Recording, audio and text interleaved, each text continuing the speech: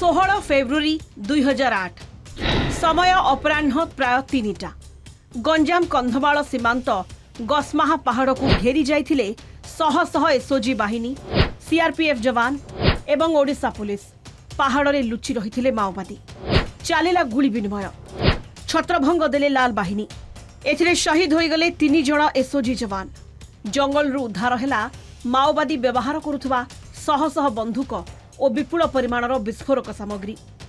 एही घटना सेतेबेले समग्र देश को दोहलाई देथिला। दीर्घ 18 वर्ष तले फेब्रुआरी 2008 मसीहा फेब्रुआरी 16 तारीख दिन माओवादी माने नयागढ़ अस्त्रागार को लुट करथिले। सेठू लुट करके राति आसला बेले गैलेरी रे गैलेरी फांडी को उड़े देले। तापरे एही रास्ता देकी आमे जो रास्ता बर्तमान ठिया छै रास्ता देकी एही रास्ता जाउची गसमा को ए रास्ता देकी जाइथिले। 16 तारीख दिन जो कम्बिंग ऑपरेशन हेतिला से ऑपरेशन रे बहुत आमर जवान मध्य शहीद हो जाइथिले। आ वर्तमान सुधा से माओवादी सक्रिय होगी रही वर्तमान सुधा से जगह भय लगी रही। अल्प दिन तले माओवादी नेता जड़े गणेश बोली जड़े नेता सी शहीद हेले। वर्तमान सुधा से जिनसा भाविली रोम टांकुर उठी लोक भयर चलुंट। आज लोक भितर भय लगी रही जेहेतु ये एरिया माओवादी सक्रिय एरिया एरिया केतेबेले से यातायात कर तार किसी ठीक ठिकाना नहीं।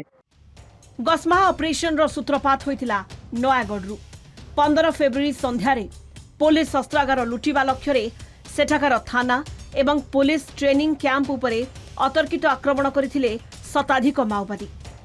थाना भितरे पसी हत्या सांगकू पोड़ा जड़ा कले।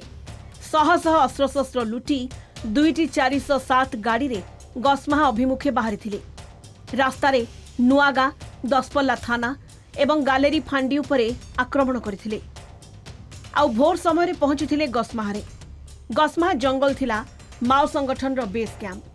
ता पर दिन अर्थात 16 तारीख अपराह्न होइतिला पुलिस एवं माओवादी मध्य गुली विनिमय। से समय कथा मन पड़ो आज प्रबल भय भितर आम लोक मैंने बाहर को बाहर भय बहुत मुस्किल हो तेणुक आपण मैंने जानते आम अंचल के जंगल एरिया चलिया बड़ कष्ट हो भय लगुच प्रबल आज प्रबल भय रही माओवादी भय आदि माओवादी को देखा जगिया अपेक्षा पुलिस आमको भयभीत कर दिन कथा मुझे देखी स्पॉट को जाकि देखी जो भाई भाव में प्रमोद सतु देहांत होता मुझे जाइए बहुत अटक सत्वे भी मुझे पहुँची कि गोटे बर्बरचित घटना होता जे कि टाइगर ऑफ द डिपार्टमेंट जन कहला प्रमोद सतु देहांतना मत बहुत दुखित करता। मोर अनेक बंधु जो मैंने सामिल होते से एकांत भाई एम सब आसते से आम कथा होलु किंतु बहुत कष्टदायक दिन था जो भाई होता से घटना। एहा भितर अनेक दिन बीतीगलानी माओ अंचल द्वाही दे सेठी आंठी पड़िला विकास लोकों पाखरे पहुंची पारिलानी सर्वनिम्न मौलिक आवश्यकता सरकारी बाबू मानक पाद भी पड़िला नहीं। दीर्घ वर्षर व्यवधान परे एही अंचलर किछि विकास होइछि तथापि ताहा आशानुरूपक होई पारि नाही। एबे भी लोके चुआ पानी पी जीवन बिताउछंती। खटियारे डाक्तरखाना बुहा हेउछंती गुरुतर रोगी एवं गर्भवती। कुहा जाए एबे भी सही अंचल रे माओवादी चलप्रचल रही। जदिओ एक शोषण मुक्त राष्ट्र गठन करने उभय सरकार एवं माओवादी मानकर चिंता ताहले प्रश्न उठे ए रक्ताक्त संघर्ष काहींकी। वर्तमान समय माओवादी माने चाहूचंती बंधुक मुनरे दाबी हासिल करवा एवं सरकार चाहूचंती सांविधानिक व्यवस्था अनुसार लोकंकर मौलिक आवश्यकता पूरण करवा। तेबे आज प्रश्न उठे लोकंकर मौलिक आवश्यकता केते दूर पूरण हो पारि।